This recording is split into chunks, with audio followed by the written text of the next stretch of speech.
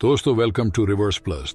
दोस्तों आपने अगर इंटरस्टेलर मूवी देखी होगी तो आपको याद होगा कि जब कूपर और उसकी टीम एक ब्लैक होल के पास मिलर्स नाम के प्लैनेट पर जाती है तो मूवी में कहा गया है कि उस प्लैनेट का 1 घंटा धरती के 7 साल के बराबर होता है। तो दोस्तों आज हम इसी फिनोमेनन के बारे में जानने वाले हैं जिसे कहा जाता है टाइम डायलेशन।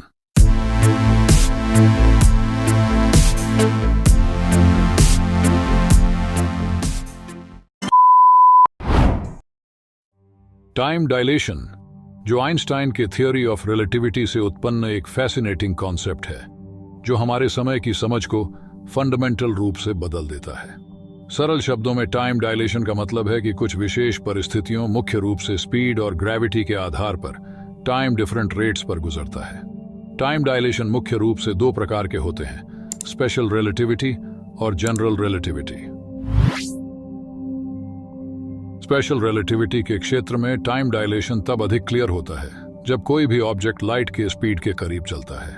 आइंस्टीन के थ्योरी के अनुसार जब कोई भी वस्तु की स्पीड प्रकाश की गति के करीब पहुंचती है तो उस वस्तु के लिए समय स्टेशनरी ऑब्जर्वर की तुलना में धीमा हो जाता है।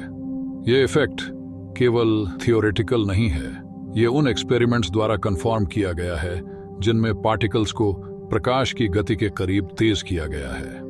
उदाहरण के लिए, यदि आप एक अंतरिक्ष यान में यात्रा करते हैं जो प्रकाश की गति के करीब चल रहा है तो आपके लिए समय पृथ्वी पर रहने वाले लोगों की तुलना में अधिक धीरे बीतेगा। इसका मतलब है कि जब आपको केवल कुछ साल बीतने का अनुभव होगा तो पृथ्वी पर दशकों का समय बीत चुका होगा।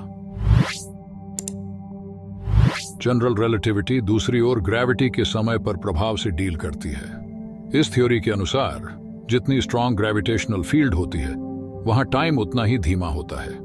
इसका मतलब है कि मैसिव ऑब्जेक्ट्स जैसे प्लैनेट्स या स्टार्स के पास समय अधिक धीरे चलता है कंपेयर टू जहां गुरुत्वाकर्षण कमजोर होता है।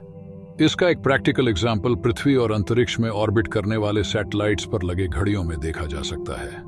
पृथ्वी की सतह के करीब जहां गुरुत्वाकर्षण अधिक होता है घड़ियां अधिक धीरे चलती हैं, जबकि हाई एल्टीट्यूड वाले सैटेलाइट्स पर गुरुत्वाकर्षण कमजोर होता है और वहां की घड़ियां तेजी से चलती हैं। यह घटना इतनी सटीक है कि जीपीएस सिस्टम के ऑपरेशन में इसे ध्यान में रखना पड़ता है ताकि एक्यूरेट पोजीशन निर्धारण हो सके। मूल रूप से टाइम डायलेशन हमें दिखाता है कि टाइम एब्सोल्यूट कांस्टेंट नहीं है बल्कि एक वेरिएबल है जो स्पीड और ग्रेविटी के आधार पर बदल सकता है।